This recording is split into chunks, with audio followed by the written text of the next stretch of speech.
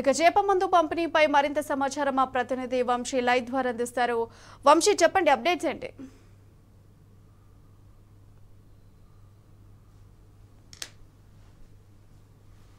నిన్న ఉదయం 9:30కు ప్రారంభమైనటువంటి చేప ప్రసాద పంపిణీ కార్యక్రమం కొద్దిసేపటి క్రితమే ముగిసిందని చెప్పాలి. ప్రతి ఏటా మృగశిర కార్తీ సందర్భంగా బత్తిని కుటుంబ సభ్యులు గత 180 సంవత్సరాల నుంచి కూడా ఈ చేప ప్రసాదాన్ని ఇస్తూ ఉంటారు. ఆస్మా వ్యాధులు ఏదైతే బాధపడుతున్నారో వారికి సంబంధించి ఈ మందు వేసుకుంటే కొంత ఉపశమనం లభిస్తుందని కూడా ప్రజలు భావిస్తూ ఉంటారు. దాంట్లో భాగంగా ప్రతి సంవత్సరం కూడా మృగశిర కార్తీ సందర్భంగా పెద్ద ఎత్తున ఆస్మా వ్యాధిగ్రస్తులు ఎవరైతే ఉంటారో ఉబ్బస బాధితులు వారందరూ కూడా పెద్ద ఎత్తున వస్తూ ఉంటారు హైదరాబాద్ నగరానికి. అందులో భాగంగా నాంపల్లి ఎగ్జిబిషన్ గ్రౌండ్ లో నిన్న ఈ కార్యక్రమం ప్రారంభమైనటువంటి పరిస్థితి కూడా మనం చూస్తా ఉన్నాం. ప్రజెంట్ నాంపల్లి ఎగ్జిబిషన్ గ్రౌండ్ లో ఉన్నాం. నాంపల్లి ఎగ్జిబిషన్ గ్రౌండ్ లో ప్రారంభమైనటువంటి ఈ కార్యక్రమం మనం ఒక్కసారి కూడా చూడొచ్చు. విజువల్స్ లో కూడా దాదాపుగా ముగిసినట్టే అని కూడా చెప్పవచ్చు. ఈరోజు ఉదయం ఏదైతే 12 గంటల ప్రాంతంలోనే ఈ చేప ప్రసాదానికి సంబంధించినటువంటి టోకెన్స్ ను కూడా నిలిపివేసినటువంటి పరిస్థితి కూడా మనం చూస్తా ఉన్నాము. 2 రకాలుగా ఈ చేప ప్రసాదాన్ని ఇస్తా ఉంటారు. ఒకటి చేప ద్వారా తీసుకునేటువంటి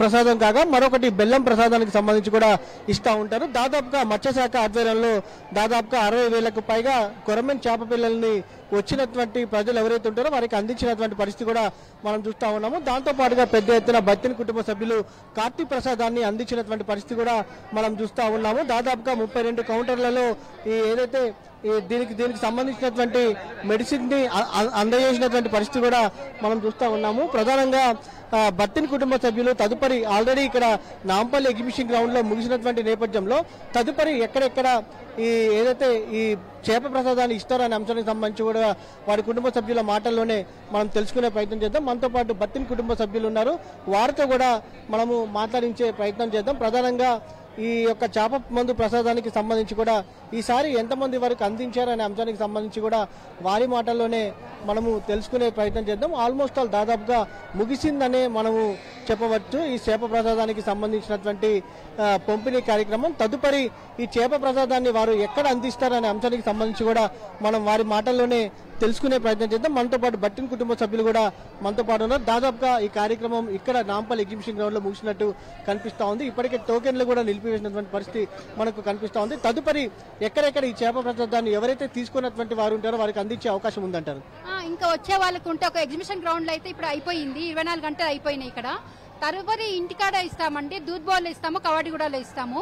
అప్పుడు ఎవరికి వచ్చినా మేము ఎవరు నిరాశగా పంపించాము. ఎందుకంటే వేరే దేశం మళ్ళీ ఎవరు మిస్ అయ్యి ట్రైన్లు మిస్ అయినా కూడా టికెట్లు దొరకక రిజర్వేషన్ కాకపోతే నెక్స్ట్ డే వస్తే నేను 2-3 డేస్ ఇంట్లో ఇస్తామండి. మేమైతే కంపల్సరీగా ఇస్తాం. ఎందుకంటే ఫ్లైట్ లో వచ్చే వాళ్ళైనా మాకు టికెట్లు దొరకలేదు, ఇవాళ దొరికింది, అవైలబుల్ దొరుకుతుందంటే సరే రండి. ఎందుకంటే మేము మళ్ళీ 1 ఇయర్ వెయిట్ చేయాల్సి వస్తుంది. వాళ్ళు ఆ 1 ఇయర్ వెయిట్ చేసే కదా ఇంకొక 2 డేస్ మేము అనేది ఇంటికాడ ఇవ్వడం మొదలు పెట్టామన్నమాట. అట్లా దాదాపుగా ఇప్పటి వరకు నిన్నటి నుంచి ఇప్పటి వరకు ఎంతమందికి చేప ప్రసాదాన్ని పంపిణీ చేశారంటారు? మేము 6 లక్షల పైన మంది పంపిణీ చేశామండి. మేము ఎందుకంటే మేము ఇచ్చేది ఫ్రీగా, మాకు వచ్చే డబ్బులు ఆశించేది లేదు, ఏం లేదు. కానీ మా తోటి ఇచ్చే మందు అయితే మాకు 6 లక్షల పైననే ఇచ్చాము మేమైతే ఈ మందు. దాంతో పాటుగా ఎంతమంది మీ కుటుంబ సభ్యులు ఈ కార్యక్రమంలో పాల్గొన్నారు? మొత్తం ఇంటి కుటుంబ సభ్యులందరూ పాల్గొన్నారు. ఇంకా వేరే వాళ్ళ 500 వాలంటీర్స్ కూడా పాల్గొన్నారు. ఇంకా మీద ఏంటంటే వేరే స్కూల్ పిల్లలు స్టూడెంట్స్ వచ్చి మాకు చాలా హెల్ప్ చేశారు.